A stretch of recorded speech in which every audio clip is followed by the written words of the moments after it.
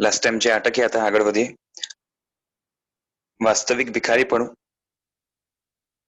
થોડુંક રિવાઇઝ કરીએ છીએ કે આ જીવ છે એને ક્યારેક પુણ્યના થોડાક ઉદયના કારણે તેથી કોઈ વખતે તેને 1000 કે લાખ રૂપિયાની પ્રાપ્તિ થઈ જાય, અથવા પ્રેમ રાખનારી સ્ત્રી, સુંદર શરીર કે વિનય કુટુંબ પરિવાર મળી જાય, અથવા તો તેને ધાન્યનો સંગ્રહ, અથવા તો થોડા ગામોનો સ્વામીપણું, અથવા તો નાનું રાજ્ય મળી જાય, તો પછી જેમ પેલા દરિદ્રીને થોડું તુચ્છ ભોજન જે મળતું હતું તે વખતે તેના લાભથી તે રાજી થઈ જતો હતો, તેમ આ જીવને મદ એટલે અહંકાર રૂપ સન્નિપાત થઈ જાય છે. અને ત્યારે એવો મિજાજ આવી જાય છે કે ત્યાર પછી કોઈ તેને વિનંતી કરે તો પણ સાંભળતો નથી, બીજા લોકોની સામે નજર પણ કરતો નથી, પોતાની ડોક જરા પણ નમાવતો નથી, મીઠા વચન બોલતો નથી. એટલે કે સંસારની અંદર થોડી ઘણી પણ પ્રાપ્તિ થઈ જાય અને થોડીક વિશિષ્ટ એવી પ્રાપ્તિ થઈ જાય બીજા કરતા વધારે, ત્યારે માનથી અક્કડ બની જાય છે આત્મા. હેતુ કે કારણ વગર પોતાના ગર્ભમાં રહીને આંખો ઉગાડતો નથી અને વૃદ્ધ વડીલોનું પણ માન જાળવતો નથી. આવી રીતે અતિ હલકા અભિપ્રાયથી જેનું મૂળ સ્વરૂપ નાશ પામી ગયું છે, એવો આ જીવ જ્ઞાન રત્નથી પરિપૂર્ણ મહાત્મા એવા ભગવાન મુનીશ્વરોને અતિ શુદ્ર દરિદ્રીથી પણ વધારે અધમ લાગે તેમાં નવાઈ નથી. એટલે કે આવી હાલત એની જોઈને, ભિખારી જેવી એની હાલત જોઈને એ વ્યક્તિ એટલે કે નિષ્પુણ્ય મહાત્મા લોકોને, જેને કેવા મહાત્મા છે તો કે છે કે જ્ઞાન રત્નથી પરિપૂર્ણ છે, કે જેની પાસે સમ્યક જ્ઞાન છે અને વિશિષ્ટ જ્ઞાન છે અને શુદ્ધ જ્ઞાન છે, એવા મહાત્માને બરોબર છે. અને એવા ભગવાન એટલે કે ઐશ્વર્યવાન એવા મુનીશ્વરોને એટલે કે મુનિ ભગવંતોને આ શુદ્ર દરિદ્રી બરોબર છે એમના માટે જે છે ને શું કહેવાય કે દયાનું કારણ બને, બરોબર. કાં તો જે છે ને એકદમ અધમ લાગે તો એમાં નવાઈ નથી, કારણ કે સ્પષ્ટ દ્રષ્ટિથી જોઈએ તો અધમ જેવો વ્યક્તિ છે આ, એટલે અધમ જ છે. સાધારણ વસ્તુને મોટી માનનાર, અલ્પસ્થાયી વસ્તુની વાસ્તવિક કિંમત નહીં સમજનાર, પર વસ્તુની પ્રાપ્તિના અહંકારમાં ઉદ્ધત થઈ અધ્ધર ચાલનાર આ જીવને જ્ઞાની મહાત્માઓ યથા સ્વરૂપમાં દેખે છે, બરોબર. આવા જે જીવ હોય છે એ શું કરે છે કે સાધારણ વસ્તુ હોય ને એને મોટી માને. જેમ મોટો બંગલો મળી ગયો, આમ જોવા જાય તો એ સાધારણ પ્રાપ્તિ છે, થોડુંક પુણ્ય કર્યું હોય તો મળી જાય, એમાં કોઈ વસ્તુ એ છે ને કઈ બહુ મોટાઈ નથી. તો એ સાધારણ વસ્તુને આપણે મોટી માનીએ છીએ, બરોબર છે. અને અલ્પસ્થાયી વસ્તુ હોય એટલે કે થોડોક સમય ટકનાર વસ્તુ હોય, બરોબર છે, એની વાસ્તવિક કિંમત બંગલો છે તો એ કેટલું ટકે, તો 1000-2000 વર્ષ ટકે બહુ તો, બરોબર. એટલું પણ માંડ ટકે. તો એ જે પણ છે એના કરતા થોડુંક વધારે ટકે, સમજો ને. તો એ ગાડી, બંગલો, મકાન વગેરે જે પણ આપણે સંયોગો મળ્યા છે એ આમ જોવા જઈએ તો અનંત કાળની અપેક્ષાએ બહુ ક્ષણ માત્ર જે છે ને ટકે છે એવા પ્રકારના છે. પાણીમાં પરપોટા થાય ને એ કેટલો સમય રહે, એ ક્ષણિક હોય. તો એ જ રીતે આખા ભવચક્રની અપેક્ષાએ જોઈએ તો મળેલી બધી જ વસ્તુ અસ્થાયી છે અને એની કાંઈ ઝાઝી કિંમત નથી, પણ એને ઘણી વધારે ઓવર વેલ્યુએશન આપી દેનાર આત્મા હોય છે. એટલે એની બુદ્ધિ ભ્રમવાળી છે, એના કારણે આવું બધું થાય છે. પર વસ્તુની પ્રાપ્તિના અહંકારમાં ઉદ્ધત થઈ અધ્ધર ચાલનાર કેવો છે કે પર વસ્તુ મળી છે, બરોબર છે, પર વસ્તુ જે મળી હોય એમાં એ અહંકાર કરે છે આત્મા. હવે પર વસ્તુમાં અહંકાર કરવા જેવો નથી, ઉલટાનું પર વસ્તુ મેળવવી એ જ આત્માની દરિદ્રતા, કાં તો ઇન્ડિપેન્ડન્સી, કાં તો પરાધીનતા એ સૂચવે છે. કારણ કે પર ઉપર ડિપેન્ડન્ટ છે, એ આના ઉપરથી ખબર પડે છે. પરની પ્રાપ્તિમાં રાજી થાય એ પર ઉપર ડિપેન્ડન્ટ છે, અને એ જ્યારે મળે ત્યારે અહંકાર કરે અને અધ્ધર જોઈને ચાલે, નીચું નમવા તૈયાર ન થાય. અને આવો જ્યારે જીવ છે એને જ્ઞાની મહાત્માઓ યથા સ્વરૂપમાં જોઈ છે કે એને બરોબર દેખાય છે કે આની હાલત અત્યંત ખરાબ છે. ગુણોથી ગરીબ છે, જ્ઞાનથી ગરીબ છે, વિવેકથી ગરીબ છે, નમ્રતાથી ગરીબ છે, બરોબર છે, અને દોષોથી અમીર છે. જેવો છે એવો એને જોઈએ છે, અને તેની મૂર્ખતા પર વિચાર કરીને આત્મ દ્રવ્યને અંગે તેને ભિખારી જેવો ગણે છે, તે તદ્દન યોગ્ય છે. એટલે સાવ ભિખારી જેવી, રાંક જેવી હાલત છે સંસારી આત્માની, એવું એકદમ સ્પષ્ટ જ્ઞાની ભગવંતો આવા જીવને જોયે છે. હજી તો આગળ વધીને કહે છે કે ભિખારી કરતા પણ અધમ હાલત તો એની તિર્યંચ અને નરક ગતિમાં થાય છે. એ હવે આગળ બતાવે છે કે જ્યારે આ પ્રાણી પશુ ભાવ એટલે કે તિર્યંજ ગતિ અથવા તો નરક અવસ્થા ધારણ કરતો હોય ને ત્યારે તેને ભિખારીની ઉપમા વધારે બંધ બેસતી આવે કે એકદમ જ ભિખારી. અને હજી આગળ વધીને કે છે કે અથવા તો વધારે સ્પષ્ટ રીતે કહીએ તો ભિખારીની ઉપમા પણ આગળ વધી જાય, એટલે કે એના કરતા પણ હીન કક્ષામાં આવી જાય છે. કારણ કે અનેક પ્રકારની મોટી રિદ્ધિ સિદ્ધિ વાળા, અત્યંત આકર્ષક, તેજ કાંતિ વાળા, અતિ ઉચ્ચ પ્રકારના પાંચે ઇન્દ્રિયોના અનેક પ્રકારના સુખ ભોગવવા યોગ્ય અને ઘણી લાંબી સુધી સુખી કહેવાતી અવસ્થામાં રહેનારા શક્ર વગેરે જે દેવતાઓ છે એ પણ જો સમ્યક દર્શન રૂપ રત્નથી જો રહિત હોય ને તો વિવેક ધન વાળા મહર્ષિઓની નજરમાં તે મોટી દરિદ્રતાની મૂર્તિ જેવા છે કે અત્યંત સુખ સગવડ વાળા દેવતાઓ છે. અને એ દેવતાઓના પણ સ્વામી અગર એ સમ્યક દર્શન વગેરેથી જો રહિત હોય તો મહર્ષિઓને માટે એ જે છે ને દીનતાનું સ્થાન છે, દયાનું સ્થાન છે. એટલે કે એને અત્યંત ગરીબ લાગે, દુખી લાગે, દરિદ્ર લાગે મહર્ષિઓ માટે. તો એવી વૃદ્ધિ વાળા પણ જો ગરીબ, દીન, દરિદ્ર લાગે તો આ નરક અને તિર્યંચ વાળા એ તો કેવા લાગવા જોઈએ, બરોબર છે.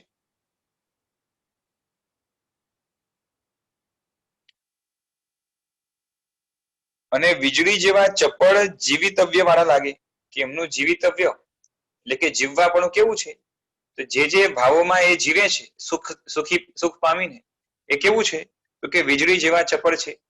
એટલે વીજળી જે હોય ને એ કેવી હોય કે આવે ને તરત વહી જાય. એ જ રીતે સંસારના બધા જે સુખો છે એ વીજળી જેવા કેવા છે, અસ્થિર છે, ચપળ છે અને તરત જે છે ને આવીને પૂરા થઈ જાય એવા છે, એટલે કે ક્ષણિક છે.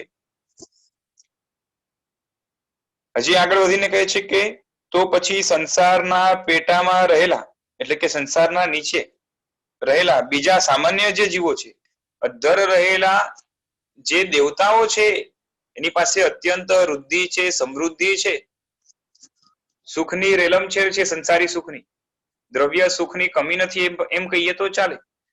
અને એવા પણ જો સમ્યક દર્શનાદિ ગુણથી રહિત હોય તો એને રાંક જેવા કીધા. તો એનાથી નીચલી કક્ષામાં આવેલા મનુષ્ય, તિર્યંચ અને નરકના જીવો એ રાંક ન હોય એમાં કોઈ આશ્ચર્ય એટલે ન હોય એવું બને નહીં. સાધારણ દ્રષ્ટિએ દેવતાઓનો અને ખાસ કરીને ઇન્દ્રોનો વૈભવ બહુ વખત રહેનારો અને આકર્ષક લાગે કે બીજા જીવો કરતા આમની પાસે ભોગો લોંગ લાસ્ટિંગ હોય, નાટકો પણ વર્ષોના વર્ષો ચાલે, સેંકડો વર્ષો સુધી એક નાટક ચાલે, એટલે એક ભોગ બહુ લાંબો સમય ચાલે, બરોબર છે. આરામ પણ લાંબો ચાલે, ઇન્દ્રિયના ભોગો પણ લાંબા ચાલે જે છે ને, અને એ શરીરની સ્વસ્થતા પણ લાંબી ચાલે. ભૂખ આદિ બહુ ઓછા સમય જે છે ને ઘણા લાંબા સમયે લાગે, એટલે દુઃખ લાંબા સમયે જે છે ને અનુભવાય, એકઠું પણ દુઃખ ધીરે ધીરે થાય એવા આ ભવો છે દેવતા આદિના. એ ભવો પણ જો ખરાબ લાગતા હોય, તુચ્છ લાગતા હોય, અગર રત્નત્રયી નથી એની પાસે, કાં તો રત્નત્રયીમાંથી એકાદ પણ રત્ન નથી, તો એ રત્ન વગરનો ભિખારી જેવો લાગે. ત્યારે સાધારણ જીવન માટે મજૂરી કરનાર મનુષ્ય, મૂંગો માર ખાનાર પશુઓ અથવા એકાંત દુઃખ સહન કરનાર એટલે મોટે ભાગે દુઃખ સહન કરનાર એવા નરકના જીવો કેવા લાગે તે ખ્યાલ આવી જવો જોઈએ. હવે આગળ કે છે કે ધનિકના કુવિકલ્પો, લોકોએ તેને તિરસ્કારથી આપેલું કુભોજન ખાતા ખાતા જેમ પેલો ભિખારી મનમાં શંકા રાખતો હતો ને, આપણે શું જોઈ ગયા કે મહેલની અંદર પ્રવેશ થયો, કેમ પણ કરીને તિરસ્કાર વગેરે કરીને એને ભોજન મળ્યું છે, એટલે તિરસ્કાર પામીને એને ભોજન મળ્યું છે. લોકોએ તિરસ્કાર કરીને પણ કેમ પણ કરીને જે છે ને એને ભોજન આપ્યું છે, અને એ પણ કેવું છે કે કદન છે, કુવજન છે, ખરાબ ભોજન છે, તુચ્છ ભોજન છે.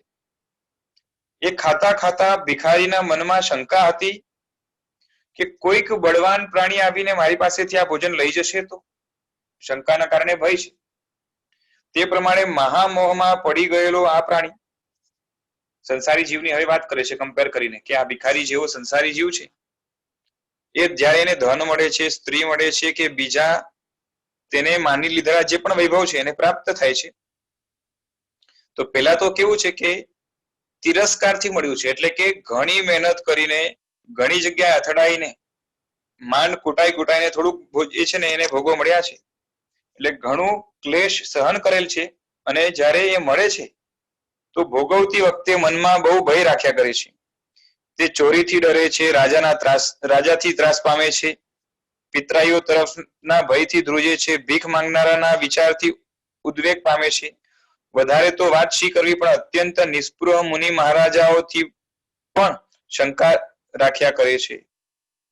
શું કીધું કે મોટા ભાગના જીવોને પૈસા આદિ મળી ગયા હોય, ધન સંપત્તિ મળી ગયો હોય, સ્ત્રી આદિ મળી ગયું હોય, અને એ બળવાન એવા પુત્ર વગેરે મળી ગયા હોય, ને ઘણો બધો જે છે ને અલગ અલગ પ્રકારનો શું કહેવાય કે વેલ્થ પ્રોપર્ટી વગેરે જે પણ મળ્યું હોય, હવે એને સતત ભય શું રહે છે, આની ચોરી થઈ જશે તો, આમાં ખરાબી આવી જશે તો, આ જૂનું થઈ જશે થશે તો, આની અંદર કઈ ખરાબી આવશે તો, પછી એ જે છે ને સરકાર લઈ જશે તો, આપણે આ જે છે ને ટેક્સ નો ભય હોય, પેલાના કાળની અંદર જે છે ને એ રાજાનો ભય રહેતો હતો.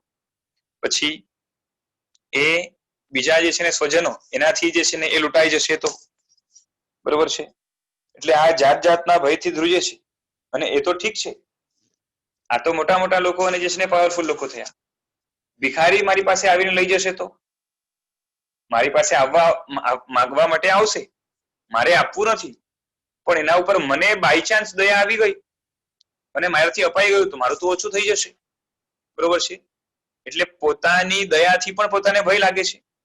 કોઈ માંગવા આવશે, એના ઉપર દયા આવી જશે, અને એ દયાના કારણે હું અગર બાય ચાન્સ વધારે આપી દઈશ, અથવા તો જે છે એમાંથી આપી દઈશ તો મારું ઓછું થઈ જશે, એ ભય છે. અને એના કારણે ઉદ્વેગ પામે છે. અને એ તો હજી ઠીક, પણ પવિત્ર એવા મહાત્માઓ આવીને ગોચરી આદિ અથવા તો પોતાની ખપ પૂરતી વસ્તુ નિર્દોષ તરીકે લઈ જાય ત્યારે મને લાભ મળે છે એવો ભાવ નહીં કરીને મારું ચાલ્યું જશે એવા ભાવથી અંદરમાં શંકા રાખ્યા કરે છે. એ બાપડો એમ સમજે છે કે આ મુનિ રાજાઓ મને ઉપદેશ આપી ઉપરથી મીઠી લાગતી વાતોથી મને આંજી દઈ અથવા મને છેતરીને મારી પાસેથી પૈસા લૂંટી લેવા અથવા ઉડાવી દેવડાવવા માટે ઈચ્છા રાખે છે.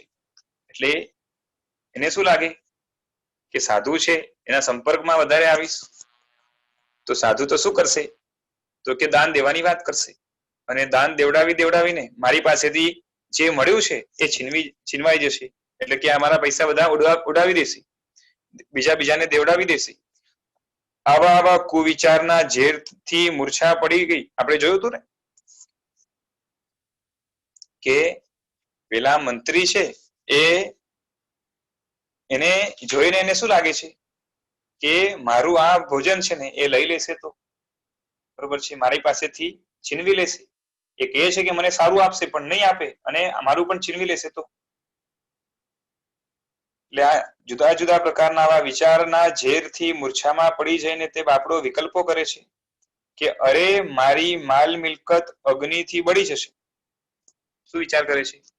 પેલાને લાગે છે ને ભોજન લઈ જશે, એમ આ માણસને સંસારી આત્માને શું લાગે છે, મારું માલ મિલકત છે અગ્નિથી બળી જશે, કાં તો પાણીના પ્રવાહમાં તણાઈ જશે, અથવા તો ચોરોથી ચોરાઈ જશે, માટે એને સુરક્ષિત કરવી જોઈએ. પછી કોઈના ઉપર વિશ્વાસ ન હોવાથી, બરોબર છે, મદદ વગર રાત્રિએ ઉઠીને તે એકલો જમીનમાં બહુ ઊંડો ખાડો ખોદે છે. આ જાતના જે છે ને ઉપાયો કરતા હોય છે, સંસારી આત્માઓની વાત કરે છે. કોઈને ખબર ના પડે, ઘરના માણસને પણ ખબર ના પડે, એ રીતે શું કરવાનું કે રાતના આ સંપત્તિ છુપી રીતે દાટી આવવાની. મોટો ખાડો ખોદે છે, ઊંડો ખાડો ખોદી અને ધીમે પગલે ચાલીને જરા પણ ઘરમાં સંચાર થતો હોય તો તેને છુપાવી દઈને, બરોબર, તે પોતાની પૂંજી ખાડામાં ધીમે રહીને મૂકે છે. પછી ખાડો પૂરી દઈને જમીનના તળિયાને સરખું કરે છે, એટલે લેવલ કરે છે, જેથી ખબર ના પડે કે અંદરમાં કંઈક ખોદ્યું છે હમણાં. તેના ઉપર ધૂળ કચરો વગેરે નાખે છે, તેને તદ્દન ન ઓળખી પારખી શકાય તેવું બનાવે છે. વળી ધનને દાટેલ સ્થાન કદાચ પોતે ભૂલી જાય તો મોટો ઘોટાળો થઈ જાય, તેથી અનેક પ્રકારના ચિહ્નો એટલે કે એંધાણ એ રાખી મૂકે છે. કઈ કામ સારું આવેલો એટલે કામ માટે આવેલો બહારનો કોઈ માણસ જે વિભાગમાં પોતે ધન દાટ્યું હોય એ તરફ જાય ને તો એને શંકા થાય, એટલે વારંવાર જોઈ અહીંયાથી પાસ થાય છે, શંકા તો નથી થઈ ને. અંદરમાં જાત જાતનો ભય કેટલો છે અંદરમાં, કે જરૂર પોતે ધન ઘરમાં કઈ જગ્યા દાટ્યું છે તેની આ માણસને ખબર પડી ગઈ છે. આવા વિચારથી ગભરાઈને રાત્રે ઊંઘી પણ શકતો નથી. ચિંતામાં તેની ઊંઘ ઉડી જાય છે. વળી ચિંતામાં ને ચિંતામાં રાત્રે ઉઠીને પાછો ખાધો ખોદે છે. તેમાં દાટેલ ધનને બહાર કાઢે છે, બીજી જગ્યા પર તેને મૂકે છે. આજે કરે ને શું થાય કે આ બેંકો છે ને હવે બંધ થવા લાગી છે ઘણી બધી, તો લોકોને ભય લાગે તો શું કરે કે ત્યાંથી જે છે ને હજી સિક્યોર્ડ વાળી બેંક લાગે ત્યાં મૂકે. અને હવે ખબર પડી કે જે છે ને બધી બેંકો ધીરે ધીરે ઉઠવા લાગી છે, તો સરકારી બેંકમાં હવે ખાતાઓ વધવા લાગ્યા છે. આ શું છે? અંદરમાંથી સંગ્રહનો જતા રહેવાનો, એટલે કે પરિગ્રહ જે કર્યો છે એ હાથમાંથી છૂટી ન જાય એના પ્રકાર, એની માટેનો જે છે ને ભય છે. બરોબર છે? એટલે માણસ પોતાની સુરક્ષા માટે કાર્ય કરે એમાં વાંધો નથી, બરોબર છે, પણ એની સાથે ભયને રાખે, બરોબર છે, તો એ આપણે કહીએ કે જે છે ને ખોટું છે.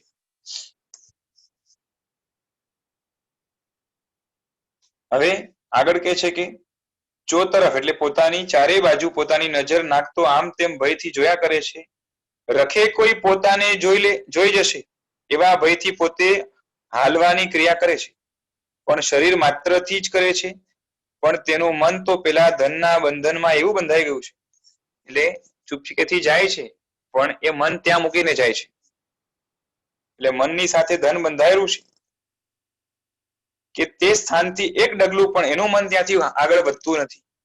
આવી રીતે હજારો પ્રયત્નોથી જાળવી રાખેલું ધન કોઈ જોઈ જાય અને પછી કોઈ લઈ જાય તો તે વખતે અકાળે જાણે તેને વજ્રનો ઘા લાગ્યો હોય તેવો તે થઈ જઈને હે ભાઈ, હે માં, હે બાપ એવા નિશ્વાસના શબ્દો બોલી દયાળુ માણસોની લાગણીને ઉશ્કેરે છે. અથવા તો અત્યંત મૂર્છારૂપ વાઘણે તેનો નાશ કર્યો હોવાથી કોઈ વખત ધન નાશના આઘાતથી તે મરણ પણ પામે છે. આ પ્રમાણે લેશ માત્ર ધનમાં આસક્ત પ્રાણીઓ પોતાનું વર્તન કેવા પ્રકારનું રાખે છે તેની ચેષ્ટાઓનું જે છે ને સંક્ષેપમાં દિગ્દર્શન કરીને બતાવ્યું કે ધનની સુરક્ષા માટે, બરોબર છે, આ રૌદ્ર ધ્યાનના પ્રકારમાં આવે છે ને, તો એ ધનની સુરક્ષા માટે શું કરે છે? તો જાત જાતના જે છે ને આ રીતે વિકલ્પો કરતો હોય છે.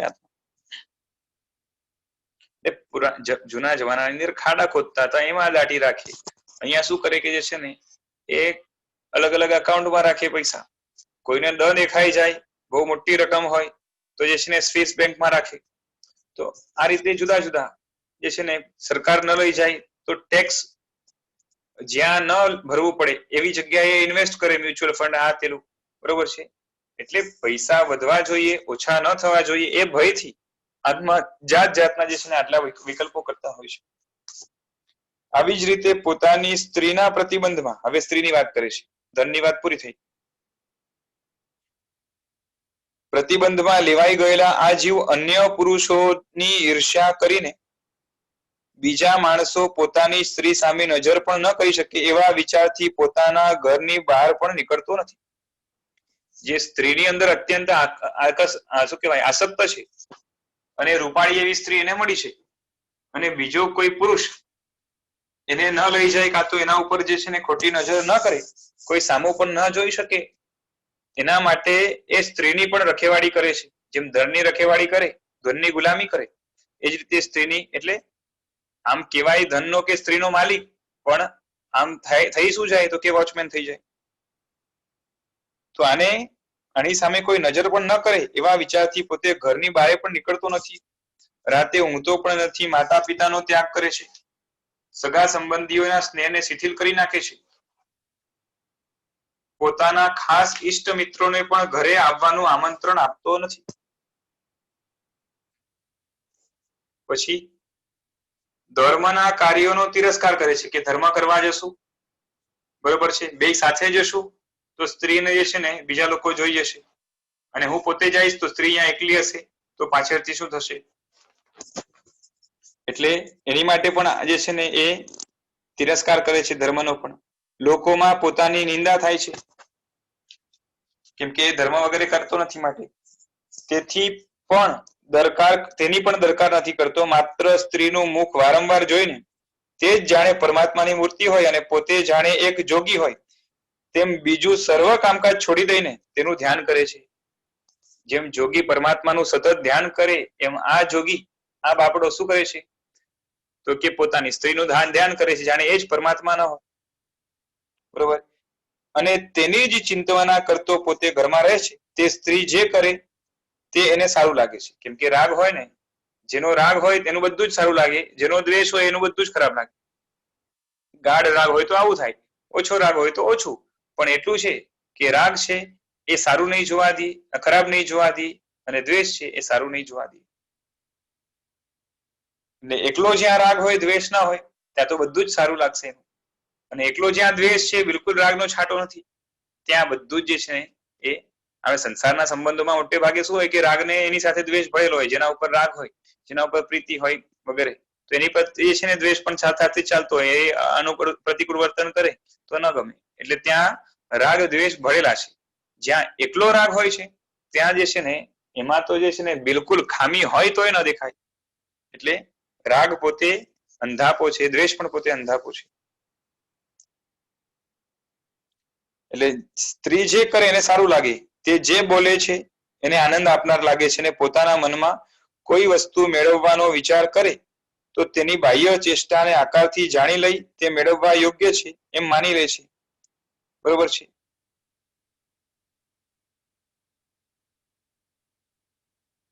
એટલે એની સ્ત્રી છે ને મનમાં જરાક વિચાર કરીને જરાક ચેષ્ટા કરે તો એના ઉપરથી ઓળખી લે કે આને આ જોઈએ છે. બરોબર. વળી મોહને લીધે તે પોતાના મનમાં વિચાર કરે છે કે ખરેખર મારા ઉપર આ પ્રેમ રાખનારી છે, મારામાં આસક્ત છે, મારું હિત કરનારી છે. એના જેવી સુંદર, ઉદાર, સૌભાગ્યવાળી બીજી કોઈ પણ સ્ત્રી આખી દુનિયામાં હોય એમ એને લાગતું નથી. તમને ખબર ને કહાવત છે પેલી કે દિલ આયા ગધી પે તો પરી ક્યા ચીઝ હે. બસ એના જેવું છે કે આંધળો જ્યાં બન્યો ત્યાં જે છે ને પછી એ જે પણ હોય એના માટે તો શું છે કે એ વિશ્વની સૌથી જે છે ને સુંદર અને સૌથી સારામાં સારી, એના જેવું કોઈ ના હોય એવા પ્રકારની વ્યક્તિ છે. જો અહીંયા પુરુષ તરીકે બતાવ્યું છે એટલે સ્ત્રીની વાત કરી છે. હવે સ્ત્રી કોઈ હોય તો એને પોતાને જે છે ને એ સામે પુરુષ હોય એ રીતે સમજી લેવું. બરોબર છે. અને આવા દાખલાઓ જે છે ને આપણે આજુબાજુમાં જ ઘણા મળે. હવે કોઈ માણસ તેની સ્ત્રીને માં, બહેન કે દેવી અથવા તો દીકરી તરીકે ગણીને પણ તેની સામું જુએ તો આ ભાઈ સાહેબ તેના પર ક્રોધ કરે છે. કે જેને અત્યંત જે છે ને વાલું પાત્ર હોય એને લાગે ને કે બીજાને એ ગમે છે, કાં તો એને બીજો કોઈ ગમે છે, તો એને થાય કે જે છે ને મારાથી થોડોક વિખૂટો પડી જશે તો આ પાત્ર, એટલે એના ઉપર ક્રોધ કરે છે, આકુડ વ્યાકુળ થઈ જાય છે. આ જો મેન્ટાલિટીની વાત કરે છે કે કેવું બનતું હોય છે. જ્યાં બહુ રાગ હોય ને, જ્યાં ઘણી અપેક્ષા હોય તો એને લાગે કે આ મારાથી છે ને વિખૂટું ના પડવું જોઈએ. મને પ્રેમ કરે છે એ અકબંધ રાખે પણ બીજે ક્યાંય એનો પ્રેમ જામવો ના જોઈએ. અંદરમાં ભય રહે કે ત્યાં જામીને વધી ગયો તો મારી સાઈડથી ઓછો થઈ જશે.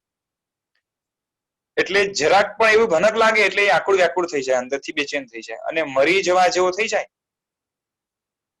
શું કરવું તેનો એને ખ્યાલ પણ આવી શકતો નથી. કોઈ કારણથી તેની સાથે પોતાનો વિયોગ થાય અથવા તે મરણ પામે તો જીવ રડવા લાગે છે, શોક કરવા માંડી જાય છે અને કદાચ મરણ પણ પામે છે.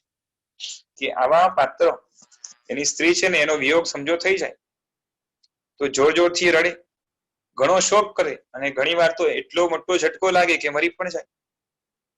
ખરાબ ચલગત વાળી તે સ્ત્રી હોય, એની સ્ત્રી હોય એને બહુ ગમતી હોય અને એ ખરાબ ચાલ ચલણ વાળી હોય, બરોબર, અને તેથી તે પરપુરુષ સાથે પ્રેમ રાખનારી થાય અથવા તો પરપુરુષને પરપુરુષો બલાત્કારે તેને લઈ જાય, જબરદસ્તી તો તેને લઈ જાય, તો મહામોહમાં આસક્ત આ પ્રાણી જીવે ત્યાં સુધી હૃદયના દાહથી બળ્યા કરે છે, એટલે અંદરથી બળે છે, અથવા ઘણા દુઃખથી કદાચ પ્રાણો પણ પોતે મૂકી દે છે. સામેના પ્રાણ કાં તો લઈ લે કાં તો પોતે પ્રાણ પણ મૂકી દે, એટલે કે મરી જાય છે. આવી રીતે એક એક વસ્તુના પ્રતિબંધમાં આસક્ત થયેલો આ જીવ અનેક દુઃખો સહન કરે છે, છતાં પણ વિપરીત નિર્ણયોના યોગથી, એટલે કે એને આજ સુધી જે નિર્ણયો કર્યા છે વિપરીત છે અને એના કારણે તે વસ્તુઓનું રક્ષણ કરવા તત્પર રહે છે અને મારી આ વસ્તુ કોઈ ઉઠાવી જશે એવી શંકા નિરંતર રાખ્યા કરે છે.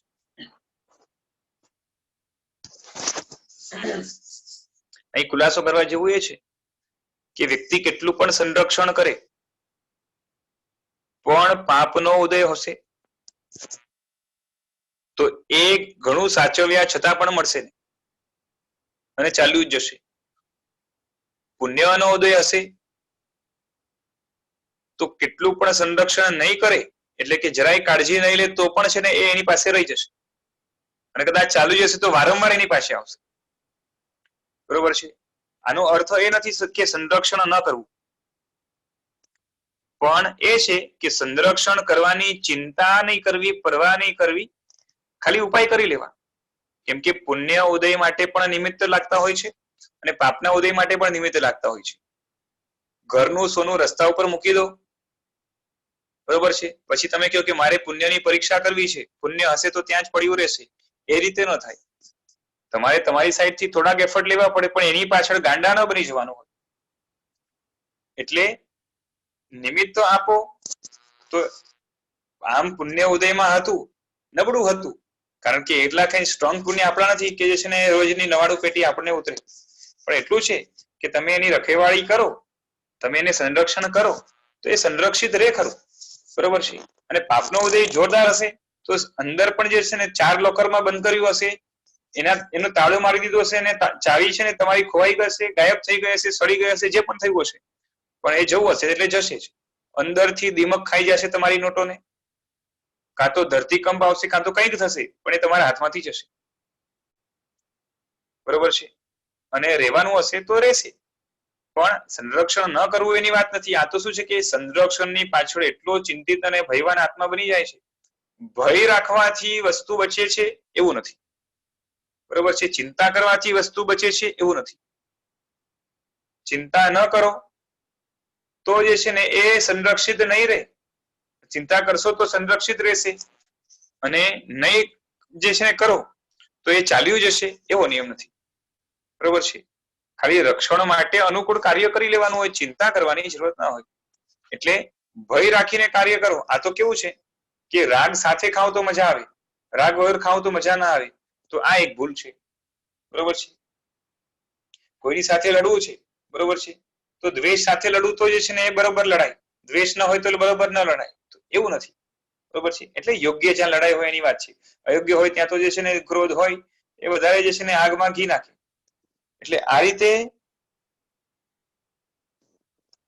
આપણે શું કરીએ કે જે છે ને કાર્યમાં કશાયો છે ને એક મસ્ત હોય ને જરૂરી હોય એ રીતે જે છે ને કશાયોને ઉપસ્થિત કરી દેતા હોઈએ છીએ.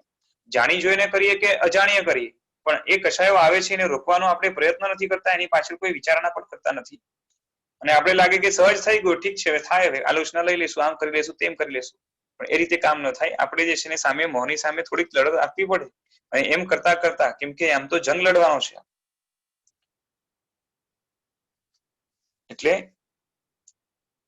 ખાલી અહીંયા બતાવે છે કે સંસારની અંદર વસ્તુ આમ જોવા જઈએ તો આને મળ્યું છે શું, બધું જ તુચ્છ જ મળ્યું છે, અને એની રક્ષા છે ને ભગવાનની જેમ કરે છે, સાક્ષાત ભક્તિ કરે છે, ધ્યાન કરે છે, બધું કરે છે. ધનનું પણ ધ્યાન ધરે છે અને સ્ત્રીનું પણ ધ્યાન ધરે છે, બરોબર છે. અને બાકી જે પણ અનુકૂળ લાગે એનું ધ્યાન ધરે છે. પછી મિત્રો હોય કે જે છે ને ભાઈ હોય, બેન હોય, જે પણ હોય, એને ગમતા પાત્રો, ગમતી વ્યક્તિ, ગમતી સિચ્યુએશન, ગમતી વસ્તુ જે હશે એ બધા ઉપર જે છે ને એટલો બધો મોહિત થઈ જાય છે, એની અંદર ફસાઈ જાય છે કે જેના કારણે એ જ્યારે જાય તો શોકમગ્ન થાય, અને ન જાય ત્યાં સુધી એને ભય રહ્યા કરે છે કે ચાલ્યું તો નહીં જાય, ચોરી તો નહીં થઈ જાય, બળી તો નહીં જાય, વિયોગ તો નહીં થઈ જાય, એમાં જે છે ને જુનવાણી તો નહીં આવી જાય, જૂનું તો નહીં થઈ જાય. આ બધી જાત જાતની ચિંતા કરીને આત્મા અંદરથી બળ્યા બળ્યા ને બળ્યા કરે છે. હજી આગળ કહે છે તૃપ્તિનો અભાવ. વળી તે બાપડાને એવા ભોજનથી કોઈ દિવસ તૃપ્તિ થતી નથી. આગળ વાત કરીને કે મળ્યું છે તુચ્છ ભોજન, એનાથી ક્યારેય તૃપ્તિ નથી થઈ, એટલે પૂરી તૃપ્તિ નથી થઈ, થોડી તૃપ્તિ તો થવાની જ છે, પણ ઉલટાનું એને એના શરીરની અંદર એ ભોજન જઈને કદન્ન છે, ખરાબ અન્ન છે, એના કારણે અંદરમાં જઈને જાત જાતના રોગો પેદા કરે છે, બરોબર છે. શું કે છે કે તૃપ્તિ તો થતી નથી અને ઉલટી તેની ભૂખ વધારે જોર પકડતી જતી હતી, બરોબર છે. થોડું કામ શાંત લાગે પણ અંદરથી ઈચ્છાઓ એટલી બધી પ્રગટે કે જાણે આટલી ઈચ્છામાંથી આણે થોડીક ઓછી કરી પણ એ સંસ્કારોના કારણે ઈચ્છાઓનો ઢગલો થઈ ગયો. એટલે ઓન એન એવરેજ આપણે જે સરવાળો માંડીએ તો આવે શું? તો કે જેટલી ઈચ્છા હતી બરોબર છે એમાંથી મળ્યું અલ્પ પાછું, અને એ અલ્પની અંદર એટલો બધો ચોંટી ગયો કે પાછો જે છે ને ઈચ્છાઓનો ઢગલો એને માંથી હોરી લીધો. એટલે એની ઈચ્છાઓની ભૂખ વધારે ને વધારે જોર પકડતી જાય છે. આપણે કહીએ ને કે ઈચ્છાને થોભ નથી હોતો, લોભને થોભ નથી હોતો, ઈચ્છાઓનો અંત નથી હોતો. આકાશ જેવી ઈચ્છા મોટી છે બરોબર, આ રીતે કહેવાય છે. એ પ્રમાણે અગાઉ નિષ્પુણ્યકની વાર્તા પ્રસંગમાં કહેવામાં આવ્યું હતું. શું કીધું હતું કે એ જે એને અન્ન મળ્યું છે એનાથી તૃપ્તિ તો નથી થતી, ઉલટાની જે છે ને એની અતૃપ્તિ વધે છે, વધારે અતૃપ્તિ જોર પકડે છે, ભૂખ વધારે વધે છે. એ પ્રમાણે નિષ્પુણ્યકની વાર્તામાં આપણે જોયું. તે પ્રમાણે આ જીવને પણ પૈસા, સ્ત્રી કે વિષય ભોગો એ સર્વ લગભગ કુભોજન જેવા છે. તે પેટ ભરીને પૂરતા મળે એટલે કે ઘણા મળે તો પણ તેની ઈચ્છાનો નાશ થતો નથી, પણ નિરંતર ઈચ્છાઓ વધ્યા કરે છે, અપેક્ષાઓ વધ્યા કરે છે. તે એવી રીતે કોઈ વખત કદાચ 100 રૂપિયા મળી જાય તો 1000 રૂપિયા મેળવવાની ઈચ્છા રાખી, કદાચ 1000 મળી જાય તો લાખની ઈચ્છા થાય, લાખ મળી જાય તો કરોડની ઈચ્છા થાય. એમ જે છે ને કદાચ કરોડ મળી જાય તો એ ઘણા જોઈએ અને આગળ વધીને જે છે ને વૈભવ જોઈએ એટલે કે રાજ્ય મેળવવાની ઈચ્છા થાય, કદાચ રાજા થઈ જાય તો ચક્રપણાની ઈચ્છા થાય, ચક્રવર્તી પણ મળી જાય તો દેવપણાની હોશ રાખે, દેવપણું મળી જાય તો ઇન્દ્રપણાને જે છે ને ઇન્દ્રનું પદ શોધે, અને કદાચ ઇન્દ્રપદ મળી જાય તો તેનાથી પણ ઉપરના દેવલોકનું જે સ્વામી પડવું એ મેળવવાની જે છે ને એને ઈચ્છા થાય બરોબર. આવી રીતે તેના મનોરથો કદી પૂરા થતા નથી બરોબર છે. જેવી રીતે સખત ઉનાળામાં જેનું શરીર ચારે તરફથી લાગતી ગરમીથી બળી રહ્યું હોય ને, ઘણો ઉનાળો હોય અને એ ઉનાળાની સખત ગરમી હોય અને ચારે બાજુથી શરીર જેમ બળી રહ્યું હોય, તેને સતત જેમ તરસ લાગે છે ને, તૃષા લાગે છે, અને મૂર્છા આવી ગઈ હોય એવો કોઈ મુસાફર સ્વપ્નમાં જળ તરંગથી સુંદર લાગતા મોટા જળાશયોમાંથી ગમે તેટલું પાણી પીએ, તેથી તેની તૃષા છૂપતી નથી બરોબર છે. કે કોઈ મુસાફર છે થાકી ગયો અને સૂઈ ગયો અને એને તરસ લાગી છે, પણ એ સ્વપ્નની અંદર જે છે ને આખો સરોવર પી જાય કે જે છે ને એ ઘણા જળને આ જે છે ને એ પી જાય તો પણ એની તૃષા છૂપતી નથી, કારણ કે તૃષા છે ગળામાં અને પાણી જે છે ને એ મનમાં પડ્યું છે. એટલે તેવી જ રીતે આ જીવને ધન વિષયોના સંબંધમાં સમજવાનું કે એને ધન કે વિષય કેટલા પણ મળી જાય એનાથી એ તૃપ્ત થતો નથી. અનાદિ સંસારમાં રખડપટ્ટી કરતા પ્રાણીને અનેક વખત અતિ સુંદર પાંચે ઇન્દ્રિયના વિષયો ભોગવવા માટે મળ્યા. મહામૂલ્યવાન અનેક રત્નો તેને પ્રાપ્ત થયા. કામદેવની સ્ત્રી રતિના વિભ્રમને પણ બાજુએ મૂકી એવી સુંદર યુવાન સ્ત્રીઓ સાથે તેણે અનેક પ્રકારના વિલાસો ભોગવ્યા અને સ્વર્ગ, મૃત્યુલોક, પાતાળલોક અતિ સુંદર ગણાતી ઊંચામાં ઊંચી ક્રીડાઓ તેની સાથે કરી. તો પણ ઘણી ભૂખ લાગવાથી જેમ પેટ પાતાળમાં પેસી ગયું હોય ને જાણે, એટલે કે પેટ ઘણું ઊંડું થઈ ગયું, એની અંદર કેટલું પણ નાખો ભરાય જ નહીં, તેમ અગાઉના દિવસોમાં ભોગવેલ વિષય કે ખાધેલ ભોજનની વાત પણ તે જાણતો નથી, યાદ પણ કરતો નથી. માત્ર નવા નવા વિષય ભોગવો મેળવવાના મનોરથો કરી કરીને નકામો સફાયા કરે છે. એટલે ખાડો વધતો જ જાય છે ઈચ્છાઓનો, પૂરાતો તો નથી જ. એવું કામ જે છે ને અહીંયા થાય છે. પછી પેટનો જે દુખાવો કીધો કે પેટ દુખે છે એ ખાવાથી. પૂર્વ કથાના પ્રસંગમાં કેવું કે આવી લોલુપતાથી ખાધેલું અન્ન તેને પચતું તો નથી, પચતા પચતા વળી તેના શરીરમાં વાત, મરડો, કોલેરા, પેટનો દુખાવો ઉત્પન્ન કરીને તેને બહુ પીડા ઉપજાવતું હતું. આ પ્રાણીના સંબંધમાં આવી રીતે યોજવું. રાગ મોહમાં લેવાઈ ગયો, એટલે કે રાગમાં મોહમાં જે લેવાઈ ગયો છે આ પ્રાણી કુભોજન જેવા ધન વિષય એને સ્વીકારે છે, તેમાં આનંદ માનીને એનો ઉપભોગ પણ કરે છે. ત્યારે તેને કર્મ સંચય રૂપ અજીર્ણ થાય છે. એ પેલા પણ આવી ગયું હતું કે કર્મનો સંચય થાય છે એ અજીર્ણ છે, એક રોગ છે. પછી જ્યારે ઉદય દ્વારા તે કર્મોને પકવે છે બરોબર છે, એટલે ઉદય થાય તો કર્મનો એ વિપાક કાળ કહેવાય, એના પછી કર્મની નિર્જરા થાય એટલે આત્મા ઉપરથી ખરે પોતાનું કાર્ય કરીને. ત્યારે નારકી, તિર્યંચ, મનુષ્ય કે દેવગતિમાં રખડવા રૂપ તેને ચૂકો આવે છે. પેટનો દુખાવો થાય છે અને એવી રીતે પૂર્વોક્ત કર્મો તેને અત્યંત પીડા આપે છે, એટલે કે બાંધેલા કર્મો એને દુખી કરે છે, તેને ત્રાસ પમાડે છે અને તેને હેરાન કરે છે. વળી તે ભોજન સર્વે રોગોનું કારણ હતું, બધા રોગ એમાંથી પેદા થતા હતા અને પૂર્વે થયેલા સર્વ રોગોને વધારનાર હતું. એમ જે અગાઉ કથાના પ્રસંગમાં કહેવામાં આવ્યું તે પણ યોગ્ય છે, કારણ કે એ કુભોજનની સાથે સરખાવેલા, કુભોજન એટલે શું છે? ધન, વિષય, સ્ત્રી વગેરે ભોગ ઉપભોગ આ જીવ રાગપૂર્વક કરે છે ત્યારે તેને લઈને મહામોહના લક્ષણ વાળા અનેક રોગો તેને થાય છે અને પૂર્વના હોય છે તેમાં વધારો થાય છે. જૂના રોગો હોય તો એ વધે છે અને નવા રોગો છે ને મહારોગો પેદા થાય છે.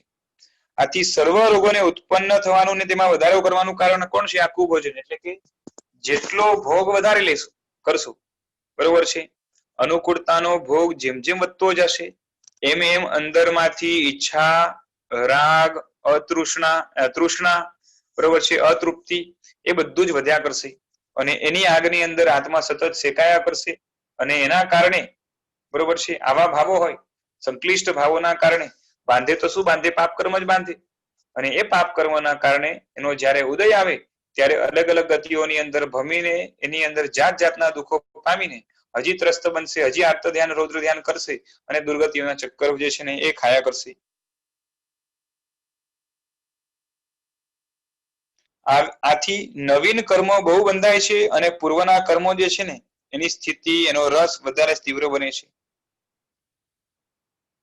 બરોબર છે. હવે આગળ બતાવે છે કે આ પ્રમાણે હકીકત હોવા છતાં તે નિષ્પુણ્ય તો ખરાબ ભોજનને જ સારું માનતો હતો. આપણે જોઈને એની દશા શું હતી કે બીજું મળે કે ના મળે, પેલો આપે કે ના આપે, પણ આપણે આપણું મૂકવું નથી. આ સારામાં સારું છે, આના કારણે જ આપણું જીવન ટકવાનું છે. પેલો આપશે તો એક દિવસ આપશે, પણ આ તો મારું જે છે ને કાયમનું છે. તો એ શું કરે છે? આ પ્રમાણે હકીકત હોવાના કારણે નિષ્પુણ્ય ખરાબ ભોજન એને સારું માનતો હતો અને તેથી વધારે સુંદર ભોજન તરફ નજર પણ કરતો નતો. પેલા મંત્રીએ કીધું કે તને હજી છે ને સારામાં સારું આપ, તો કે ઠીક છે, બોલે છે, એ તો પાછો ઇગ્નોર કરતો હોય છે, ખાલી કાનથી સાંભળે છે, સમજે છે, પણ જે છે ને એને વિશ્વાસ જાગતો નથી.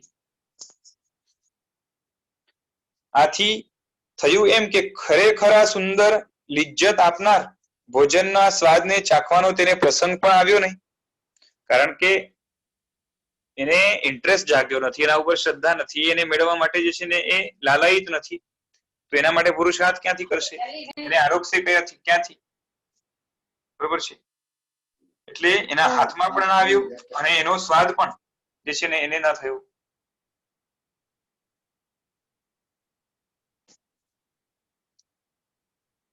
તેનો સ્વાદ કેવો હશે તેનું સ્વપ્ન પણ એને આવ્યું નથી. એટલે કે ભનક પણ પોતાને લાગવા નથી દેતો, એટલો બધો જે છે ને કદનની અંદર, તુચ્છ ભોજનની અંદર. એટલે કે આ પક્ષે આપણે જોઈએ સંસારની અંદર કે પોતે રાગની અંદર એટલો બધો ડૂબેલો છે, એના અનંતાનુબંધી રાગનો જે છે ને શું કહેવાય કે એને ઉત્કટપણાનું જે પરિણામ છે એટલો બધો ગાઢ છે કે જેના કારણે બીજું ઘણું બધું એની આસપાસ બનતું હોવા છતાં પણ એ ત્યાં નજર પણ નાખવા તૈયાર નથી. વિશાલભાઈ, હા બોલો.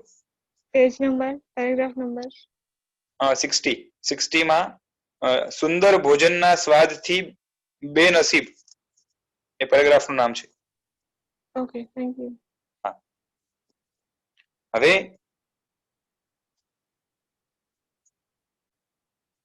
આ પ્રમાણે નિષ્પુણ્યકના સંબંધમાં કથા પ્રસંગે કહેવામાં આવ્યું છે તે આ જીવના સંબંધમાં બરાબર મળતું આવે છે કે આ જીવની ચિત્તવૃત્તિ એટલે કે એના મનની જે છે ને વૃત્તિઓ છે એ મહામોહથી હણાયેલી હોવાના કારણે, એટલે કે એનું મન છે એની અંદર કોણ હાવી થયેલું છે?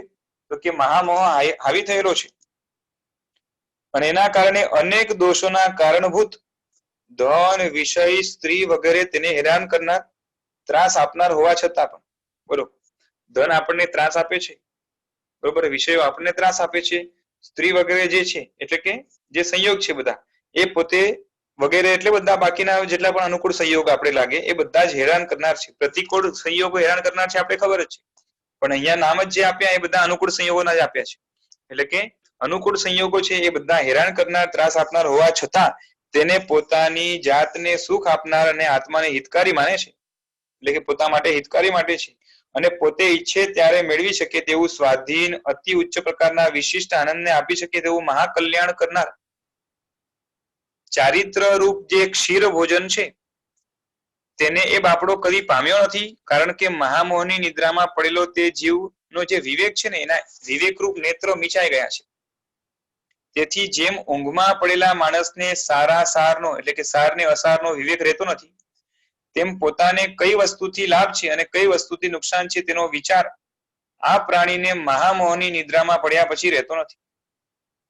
અનંત કાળ સુધી આ સંસારમાં પરિભ્રમણ કરતા કદાચ કોઈ વખત તે સુંદર ભોજન આ પ્રાણીને મળી ગયું હોત તો સર્વ ક્લેશનો નાશ કરનાર મોક્ષ આ પ્રાણીનું ક્યારનું થઈ ગયું હોત, એટલે મળી ગયું હોત. આટલો બધો કાળ આ સંસારમાં રખડતો હોત જ નહીં, અને મારો જીવ તો સંસારમાં હજુ રખડ્યા કરે છે. તેથી નિશ્ચય થાય છે કે આ જીવ સચ્ચારિત્ર રૂપ એટલે કે જે ચારિત્ર હોવું જોઈએ સાચું, બરોબર છે, એ રૂપ સુભોજન એને કદી મેળવ્યું નથી. બરોબર છે. અને આવો જ વિચાર અહીંયા લખે છે કે કલ્યાણ મંદિર એ જે સ્તોત્ર છે એમાં બતાવે છે કે હે પ્રભુ, આપ અપાર સંસાર સમુદ્રમાં આ અપાર સંસાર સમુદ્રમાં તારું નામ પણ મેં સાંભળ્યું નહીં હોય એમ મને લાગે છે. બરોબર છે. એટલે આજ સુધી કાન સુધી ગયું હોય પણ અંદર ઉપયોગમાં ના ગયું હોય એટલે સાંભળ્યું ન કહેવાય. કેમ કે કાનને પવિત્ર કરનાર તારા નામનો મંત્ર સાંભળ્યા પછી વિપત્તિ રૂપ સર્પિણી કદી નજીક આવે ખરી? એટલે તારું નામ જેને સાંભળી લીધું ને એને ક્યારે કોઈ વિપદા કે વિપત્તિ ન આવે. બોલો શું લાગે છે? વાત સાચી છે કે ખોટી? ભગવાનનું નામ જેને સાંભળી લીધું એના ઉપર ક્યારેય વિપતા કે વિપત્તિ ન આવે. બેસે છે કઈ મગજમાં? બરોબર છે. એટલે અહીંયા કહે છે કે તારું જે છે ને સંસાર સાગરમાં સંસાર સમુદ્રમાં આજ સુધી મેં તારું નામ સાંભળ્યું નથી, એટલે જે છે ને વિપદાની અંદર સંસારની અંદર રખડતો છે ને. સાંભળવું એટલે શું? કાનથી સાંભળી લેવું, એનો મનની અંદર અર્થ કરી લેવો? તો કે ના, આણે સાંભળ્યું છે, આત્માએ તારું નામ સાંભળ્યું નથી. નામ એટલે નામ નિક્ષેપ લેવાય. નામ એટલે શું લેવાય? નામ નિક્ષેપ. અને નામ નિક્ષેપ ત્યારે જ નિક્ષેપ કહેવાય જે ભાવ નિક્ષેપ સાથે જોડાય, એના વગર નિક્ષેપ ન કહેવાય. અને એ નામ નિક્ષેપ જે ભાવ નિક્ષેપ સાથે જોડાયેલો હોય, તો ભાવ નિક્ષેપ સાથે જોડાય ક્યારે? જ્યારે ભાવ નિક્ષેપાનું સમ્યક જ્ઞાન હોય ત્યારે. અને ખરેખર સમ્યક જ્ઞાન તેને જ કહેવાય જેની સાથે સમ્યક દર્શન અવિનાભાવી હોય, એટલે કે સાથે જ હોય. એટલે જેનું સમ્યક દર્શન છે એને પરમાત્માનું જ્યારે નામ ઉપયોગપૂર્વક સાંભળ્યું હોય નિક્ષેપા રૂપે, એના ભવનો અંત એ નામ થકી પણ નિશ્ચિત છે. બરોબર છે. એને હવે વિપત્તિ સંસારમાં થોડોક સમય રહેવાનું થાય, બરોબર, પણ એ એના માટે હવે વિપત્તિ નથી, કારણ કે એનો સંસાર હવે નિરંતર કપાવાનો જ છે. એટલે સુભોજન છે ને, શું કીધું કે શુદ્ધ જે ભાવો છે આત્માના, કા તો શુભ ભાવો જે શુદ્ધ ભાવોની સાથે સંકળાયેલા છે. શુભ ભાવોને એટલે એવા પ્રકારના શુભ ભાવો જે શુદ્ધ ભાવોને લાવી આપનાર છે, એવા જે ભાવો છે એ આત્માએ આજ સુધી કદાચ કર્યા નથી, અને એના કારણે સાચું ચારિત્ર અંશથી પણ નથી પામ્યું, અને એના કારણે સંસારની અંદર હજી પણ રખડપટ્ટી કરે છે. રખડપટ્ટી કરવામાં આમ જોવા જઈએ તો બહુ વાંધો નથી, પણ રખડપટ્ટીની સાથે દુઃખ અને દુઃખનો જથ્થો ભેગો લઈને ફરે છે. આ મોટી તકલીફ છે.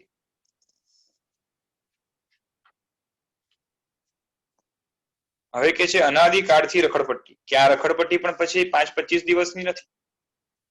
આવી રીતે ભીખ માંગતા અને ત્રાસ પામતા અદ્રષ્ટ મૂળ પર્યંત નગરમાં ઊંચા નીચા ઘરોમાં જુદા જુદા આકારવાળા શરીરોમાં અને ગલીઓમાં, આકારવાળી શેરીઓમાં અને ગલીઓમાં જરા પણ થાક્યા વગર બહુ વખત તે દરિદ્રી ભટક્યું. આ રીતે ત્યાં કહ્યું.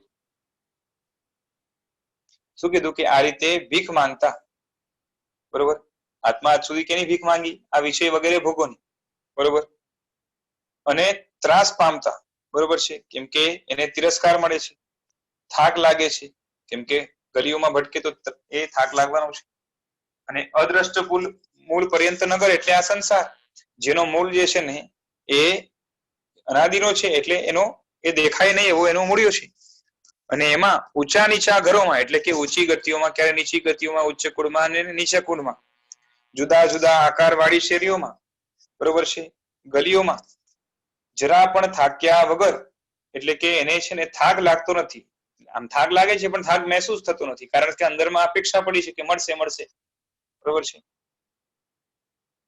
જેમ પૈસા કમાવા માટે ગયેલો માણસ દુકાનની અંદર ભૂખ તરસ બધું જ ભૂલી જાય છે ને, પોતાનો થાક પણ ભૂલી જાય છે પૈસા મળવાની જે છે ને આશા હોય તો.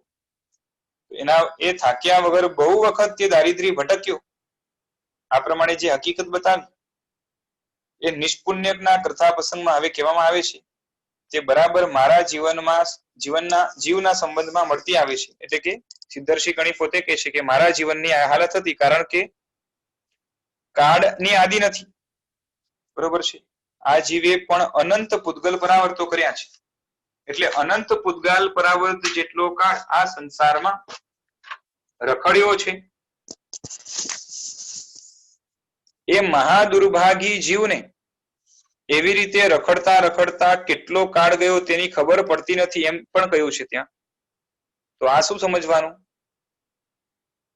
કે આ સંસારમાં તે કેટલો કાળ રખડ્યો એનો નિર્ણય થઈ શકે એમ નથી, કારણ કે કાળની આદિ નથી, શરૂઆત નથી, બરોબર છે. એટલે એની હદ બાંધી શકાતી નથી. આવી રીતે મારો રાંક જીવ એટલે કે ગરીબડો જીવ, નિષ્પુણ્યક જીવ આ સંસારમાં માઠા એટલે કે ખરાબ સંકલ્પ વિકલ્પ, સાચી ખોટી દલીલો અને ખોટા દર્શનો રૂપ તોફાની છોકરાઓના ટોળાથી દરેક ક્ષણે તત્વ સન્મુખતા રૂપ સુંદર શરીર પર ભ્રાંતિ એટલે કે મિથ્યાત્વ રૂપ માર ખાતો હોવાથી મહામોહ વગેરે રોગવાળા શરીર વાળો થઈ ગયો, અને તેને તેવા ખરાબ વ્યાધિઓને તાબે થઈને નરક વગેરે સ્થાનોમાં અત્યંત પીડા સહન કરવાથી સ્વરૂપ ભ્રષ્ટ થઈ ગયો છે.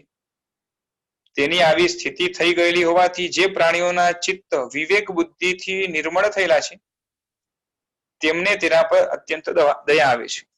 શું કહે છે કે આત્મા કેવો છે કે ગરીબ થઈને નિષ્પુણ્યકની જેમ ખોટા સંકલ્પ વિકલ્પ કરીને ફરે છે, ન ભય પામવાનું હોય ત્યાં ભય પામે છે, સુરક્ષિત સ્થાનમાં એને ભય લાગે છે, અને ભય વાળો આખા સંસારની અંદર બધી ગલીઓની અંદર એને જે છે ને કોઈ ચિંતા થતી નથી, કારણ કે ત્યાં આશા છે કે મને મળશે મને મળશે. અને જાત જાતની પોતે દલીલો પણ કરે છે.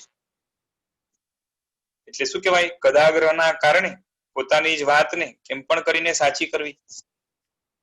અને સાથે સાથે પેલા છોકરાઓ હતા ને તોફાની, એ કોણ છે તો કે ખોટા દર્શન છે, જે તેને તત્વ મેળવવા માટે જે છે ને એ બાધક બનશે.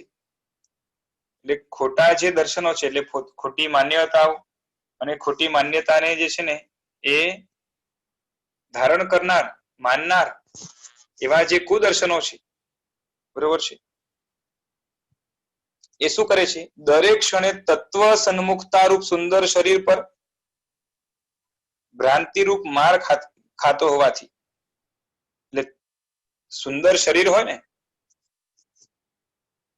અહીંયા શરીરને આત્મા જ કીધું છે, શરીરને કોની સાથે સરખામણી કરી છે, આત્મા સાથે. એટલે તત્વ સન્મુખતા છે ને એ સુંદર શરીર છે, અને જે તત્વની વિમુખતા છે, બરોબર છે, એ એનું હમણાં વાળું જે છે ને ખરાબ શરીર છે. અને છોકરાઓ માર મારે છે ને એ કેવો માર છે તો કે મિથ્યાત્વનો માર છે, અને મિથ્યાત્વનો માર જ્યારે જ્યારે આત્મા ખાય છે, બરોબર છે, તો આત્મા નબળા શરીર વાળો અને મહામોહ વગેરે વગેરે લખ્યું, એટલે અલગ અલગ પ્રકારના મોહ અને મોહની જે સેના છે એ રોગ વાળો થઈ અને તેવા ખરાબ વ્યાધિઓને તાબે થઈને નરક વગેરે સ્થાનોમાં અત્યંત પીડા પામે છે. એટલે કે ઘણો માર ખાય, બરોબર, તો એને શું થાય, શરીરની અંદર પીડા ઉપજે, બરોબર, શરીર પણ નબળું પડી જાય. આ રીતે આત્મા અત્યંત માયકાંગલો, નબળો, પોતાની શક્તિઓથી ઘણો હીન બની જાય છે અને નરક આદિ ગતિઓની અંદર એ દુઃખ જે છે ને ન છૂટકે વગર ઈચ્છાએ એને સહન કરવાનું આવે છે. એટલે અહીંયા શરીર છે આખું એ સુખથી ભ્રષ્ટ થયું અને સંસારની અંદર આ જ રીતે આત્મા પોતાની નિરોગીતાથી ભ્રષ્ટ થઈને રોગને તાબે થઈને અનંત દુઃખ ભોગવ્યા કરે છે.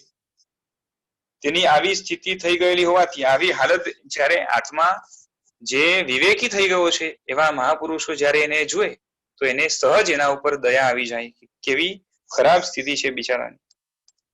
આટલું છતાં આગળ પાછળનો વિચાર તે નહીં કરતો હોવાથી તત્વબોધથી બહુ દૂર રહે છે. કે આટલી માર ખાધી છતાં પણ બુદ્ધિ ઠેકાણે આવતી નથી એટલે તત્વના બોધથી દૂર રહે છે.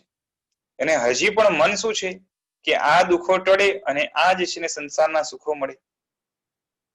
આ સર્વ બાબતોને લીધે તે લગભગ સર્વ જીવોથી અધમ હલકો છે તેવી સ્થિતિનો તે થઈ ગયેલો હોવાથી ધન, વિષય, સ્ત્રી એટલે અહીંયા શું કે છે કે આવી હાલત તો જાણે છે ને બીજા કોઈ જીવની નહીં હોય. બરોબર, બધા જીવથી જાણે હલકો છે એમ પોતે ગ્રંથકાર કે છે મારી હાલત છે ને જેવી છે સંસારની અંદર એવી બીજા કોઈની નહીં હોય. બરોબર, આ કેવું છે કે બીજાની ન હોય એવી વાત નથી, પણ શું છે કે પોતાની જૂની સ્થિતિ છે એમાં પોતાને અત્યંત હલકો જે છે ને બતાવવાનો પ્રયત્ન કરે છે કે હું કેટલો અધમ હતો. બરોબર છે, એટલે પોતાને એ શું છે કે બીજાને પોતા કરતા ઊંચો અને પોતે ઘણો જે છે ને સાવ જેવો તેવો હતો એ બતાવવાનો જે છે ને શાસ્ત્રકારનો અહીંયા પ્રયાસ છે. બરોબર છે, બાકી તો બધાની હાલત લગભગ સરખી જ હોય છે. સંસારી અવસ્થામાં મોટા ભાગના જીવોની આવી હાલત હોય છે. જેમ છે ને સમકીર્તિ પણ હોય તો એ જયારે પાપ વગેરે કરે તો પોતે વિચારે કે મારા જેવો જે છે ને અધમ કોણ હશે. બરોબર છે, જાણું છું છતાં પણ પાપ કરું છું. બસ એ રીતે છે વાત. અને તેવી સ્થિતિનો તે થઈ ગયેલો હોવાના કારણે ધન, વિષય, સ્ત્રી, પુત્ર આદિ પ્રાપ્ત કરવાની ખોટી આશારૂપ તુચ્છ ભોજન, બરોબર છે, એનો લોલુપ થઈને કદાચ થોડું તુચ્છ ભોજન મળે તો તેથી કંઈક સંતોષ પામી જાય છે, પણ તૃપ્તિ એની ટકતી નથી. કીધું ને થોડીક તૃપ્તિ થાય પણ ઘણી અતૃપ્તિ નવી પેદા થાય. તે કદી પણ તે ધરાતો નથી ને સર્વ બાહ્ય વસ્તુઓ કેમ વધારે મેળવવી, તેને કેવી રીતે વધારવી, તેનું કેવી રીતે સંરક્ષણ કરવું તે બાબતોનો નિરંતર વિચાર કર્યા કરે છે. એકાંતમાં જઈને ખાઈશ, કોઈને દેખાય નહીં એ રીતે ખાઈશ, થોડુંક સાચવી રાખીશ, આગળ જઈને કામ આવશે, આ બધું કરે છે. જેને પરિણામે તે મહા આકરા 8 કર્મો રૂપ નહીં ઈચ્છવા યોગ્ય ઘણે કાળે પણ ખપે નહીં તેવું અને ન પચી શકે તેવું ભાથું બાંધી લે છે. અને તેવું અપથ્ય ભોજન ખાવાથી તેના રોગ વગેરે વ્યાધિઓ બહુ વધી જાય છે એમ એ અનુભવે છે. છતાં પણ એ સર્વ વ્યાધિઓનું કારણ શું છે એની તપાસ કરવામાં વિપરીત બુદ્ધિવાળો હોવાથી ઉલટો કુપથ્ય વધારે કરે છે. એટલે કે અમારા દુઃખ છે એને દૂર કરવા છે. દુઃખ કેના કારણે આવ્યા? આ કારણે, અતૃપ્તિના કારણે, ઈચ્છાઓના કારણે, આ કારણે એને યાદ નથી આવતું. એને ખાલી દેખાય છે ભૂખ છે, ભૂખને જે છે ને ભોગો મળશે તે દુઃખ દૂર થઈ જશે. આટલી જ જે છે ને એની ટૂંકી બુદ્ધિ છે અને એના કારણે એ પેલું જ ભોજન, કુપથ્ય ભોજન એ વારંવાર કર્યા કરે. અને સચ્ચારિત્ર રૂપ એટલે સાચા ચારિત્ર રૂપ જે પરમાન્ન છે એટલે કે સાચી જે ખીર છે, બરોબર છે, અતિ સુંદર એ પચે અને અંદરથી શરીરને હૃષ્ટપુષ્ટ કરે, બરોબર છે, અને દુઃખ માત્રનો નાશ કરે તેવું સુંદર ભોજન એ ચાખતું પણ નથી, સ્વપ્નમાં પણ એને આવતું નથી. આ રીતે અનંત પૂતગલ પરાવર્ત સુધી રેટ યંત્રના ન્યાયથી સર્વ ઉત્પત્તિ સ્થાનોમાં રખડ્યા કરે છે, ભટક્યા કરે છે, ફર્યા કરે છે, બરોબર છે, પેલો રેડિયો હોય ને એની જેમ. હવે આગળ તે દરિદ્રીના સંબંધમાં શું બન્યું તે હવે કહેશે. બરોબર, સુસ્થિત મહારાજાની વાત, સ્વકર્મ વિવર દ્વારપાળની વાત, યોગ્યતાથી કરાવેલ મંદિર પ્રવેશની વાત, બરોબર છે, રાજમહેલને ત્યાં એન્ટ્રી મળશે એ હવે આગળ જોઈશું. આજે સમય થયો છે, રાખીએ છીએ, બરોબર છે, આગળનું આગળ. ચાલો.